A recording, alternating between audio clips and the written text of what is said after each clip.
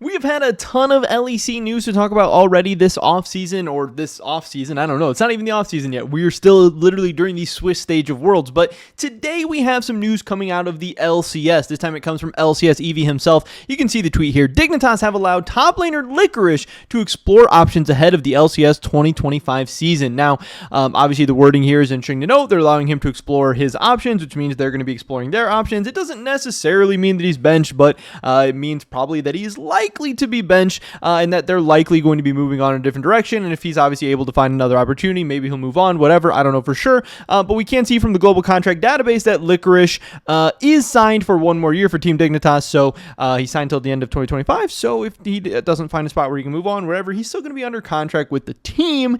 So that is something interesting to note here. But obviously this is some big news. We're going to be going a little bit more into it, talking about what the potential opportunities are for him, what maybe some people want to see for Dignitas. Of course, as always, our offseason coverage is powered by Holy. Check out that first link in the description below. Use discount code SE5 to get a nice little discount on great tasting energy drinks that just so happen to be healthier than the competition as well. I have mine right here. Obviously, comes with tons of awesome flavors. This is apple alligator. I had the strawberry one last night. I had the watermelon one this morning. There's all different kinds of flavors. Energy drinks, hydration, iced tea, whatever your thing is. Holy can definitely hook it up. With that being said, let's get right into this. Let's check out what LCS Eevee has to say in this article. Team Dignitas has allowed their top laner to explore options going into the 2025 LCS season. According to sources close to Sheep Esports, Licorice has been granted permission to explore options outside of Dignitas in the LCS. Licorice joined the team during the offseason prior to the summer split, replacing Rich. His addition was part of what analysts regarded as one of Dignitas' strongest roster in recent years. Obviously, time and time again, Dignitas has been kind of a perennial bottom feeder in the LCS in a lot of ways. Sometimes they'd be like middle of the table. A lot of times much lower than that.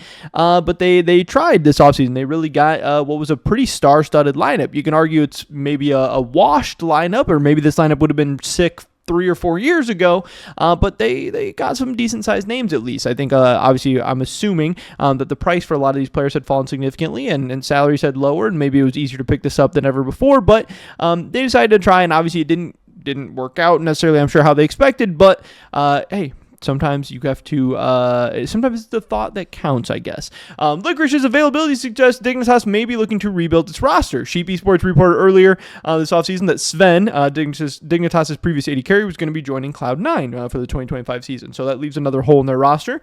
Dignitas has struggled to build a roster that could contend for the LCS Championship in recent years. After a middling spring split, the organization assembled a veteran roster trying to win an LCS title. Obviously, LCS mainstays such as Licorice, Spica, Jensen, and Sven have a track record, all of competing at the very highest levels, while Isles is no stranger to Tier 1 competition, having previously played with Cloud9 in the spring playoffs in 2022. Such a roster left many fans believing this was the year Dignitas would finally leave their mark on the LCS. But despite initial expectations, Dignitas struggled. Sven mentioned in an interview with Ashley Kang that the team never found their identity. He's described the split as being full of different opinions and inconsistent results, with the team alternating between winning and losing weeks. In a post-game interview, Sven also remarked, "We never really clicked as a team," highlighting their internal struggles that plagued the roster. So we see this time and time again when people try to form super teams. Not that this was necessarily the most super team ever. This was, like I said, kind of a veteran team of people who are maybe a little bit past their primes all individually, or maybe just not in the most perfect form. I'm not saying that they're all necessarily washed or whatever, but some of them you could definitely make the case for that. Just you still need synergies. You still need players to be able to work together. You still need a cohesive game plan. You still need a strong coaching staff, leadership, drafting, all that stuff. It's more than just putting players who have individually at certain points been successful in their careers together and making it work. And obviously this roster didn't work. Now maybe it would have clicked with more time, or with a different coaching staff, or under different circumstances, or even sometimes it's just a different meta, but it didn't work out. And obviously it seems like Dignitas is going in a different direction for 2025. As Dignitas heads into the offseason, they will undoubtedly be evaluating the player market and reconsidering the team strategy for the 2025 season. Licorice being allowed to explore other options and other key players potentially in the move, Dignitas will need to rethink their approach if they hope to build a roster with the same caliber as the 2024 Summer Split roster. Obviously, I'm assuming they're hoping to have one that's a little bit better than that. But As far as Licorice himself, it's going to be very interesting. I don't know exactly what the future has in store for him. As far as his split in summer 2024, he wasn't necessarily that bad individually. Our Sheep Esports ratings had him ranked as the number 4 top laner in the LCS, and obviously that's not too bad for a team that was overall, a little bit inconsistent. Definitely not bad there. He had good CS per minute. He had kind of a middling KDA.